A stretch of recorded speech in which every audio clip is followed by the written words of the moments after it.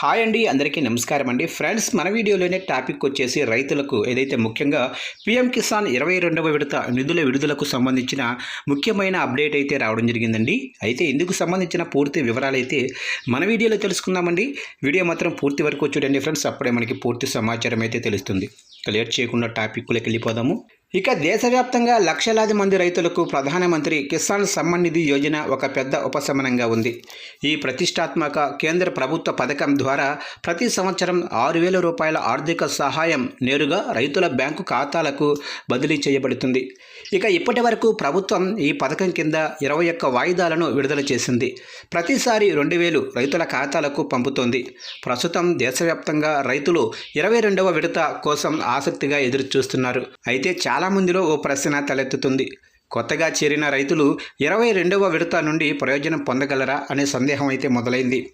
మీరు ఒక రైతు అయితే ఏదైనా కారణం చేత ఇంకా ప్రధానమంత్రి కిసాన్ యోజనలో చేరకపోతే నిరాశ చెందాల్సిన అవసరమైతే లేదు. మీకు ఇంకా అవకాశం ఉంది. మీరు అర్హత ప్రమాణాలకు అనుగుణంగా ఉంటే మీరు 22వ విడత నుండి ప్రయోజనం పొందవచ్చు. అతి ముఖ్యమైన విషయం ఏమిటంటే దరఖాస్తుదారుడు వారి సొంత పేరుతో సాగు భూమిని కలిగి ఉండాలి. ఇక ఈ పథకం నుండి ప్రయోజనం పొందాలంటే మీరు ఒక రైతుగా స్పష్టంగా గుర్తించటం, మీ పేరు మీద భూమి యాజమాన్య పత్రాలు కలిగి ఉండటం చాలా ముఖ్యం.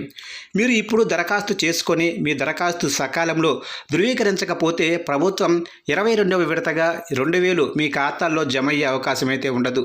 మీ దరఖాస్తు సరైనదని విజయవంతంగా ధృవీకరిస్తే ఈ మొత్తం అందుబాటులో ఉంటుంది.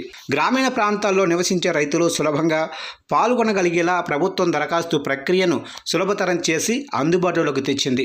అర్హత కలిగిన రైతులు తమ స్థానిక రెవెన్యూ అధికారులను లేదా గ్రామ పట్వారీలను సంప్రదించవచ్చు. అదనంగా సమీపంలోనే కామన్ సర్వీస్ సెంటర్ని సందర్శించడం ద్వారా కూడా రిజిస్ట్రేషన్ చేసుకోవచ్చు. మీరు సాంకేతిక పరిజ్ఞానం కలిగి ఉంటే మీరు పీఎం కిసాన్ పోర్టల్లో స్వీయ నమోదు చేసుకోవచ్చు. ఇక దరఖాస్తు చేసుకునేటప్పుడు మీకు కొన్ని ముఖ్యమైన పత్రాలు అవసరం. వీటిలో పౌరసత్వ రుజువు, మీ ఆధార్ కార్డు, బ్యాంకు ఖాతా వివరాలు, ముఖ్యంగా భూమి యాజమాన్యాన్ని నిరూపించే పత్రాలు ఉన్నాయి. ఈ పత్రాలు లేకుండా దరఖాస్తు ప్రక్రియ పూర్తయినట్లుగా పరిగణించరు. అందుకే వాటిని ముందుగానే సిద్ధంగా ఉంచుకోవటం మంచిది.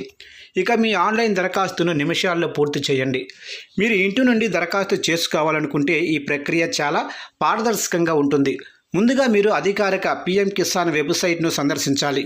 అక్కడ రైతు కార్నర్ విభాగంలో మీరు కొత్త రైతు నమోదు ఎంపికను చూస్తారు. ఈ ఎంపికపై క్లిక్ చేస్తే కొత్త పేజీ ఓపెన్ అవుతుంది. ఇక్కడ మీరు గ్రామీణ ప్రాంతానికి చెందినవారా లేదా పట్టణ ప్రాంతానికి చెందినవారా అని ధృవీకరించుకోవాలి. తర్వాత మీ ఆధార్ నెంబరు, రాష్ట్రాన్ని ఎంచుకొని క్యాప్చా కోడ్ను నమోదు చేసి సెర్చ్ బటన్ను క్లిక్ చేయండి. మీకు డేటాబేస్లో ఇప్పటికే రికార్డు లేకపోతే మీరు నమోదు చేసుకోవాలనుకుంటున్నారా అని సిస్టమ్ అడుగుతుంది. అవును అనే ఆప్షన్ను ఎంచుకోవటం వలన రిజిస్ట్రేషన్ ఫారం ఓపెన్ అవుతుంది. మీ వ్యక్తిగత బ్యాంకింగ్ సమాచారాన్ని సరిగ్గా నమోదు చేసి సేవ్పై క్లిక్ చేయండి. ఇది మీ దరఖాస్తు ప్రక్రియను పూర్తి చేస్తుంది. మీరు మీ 22వ వాయిదాను స్వీకరించడానికి వరుసలో ఉంటారు.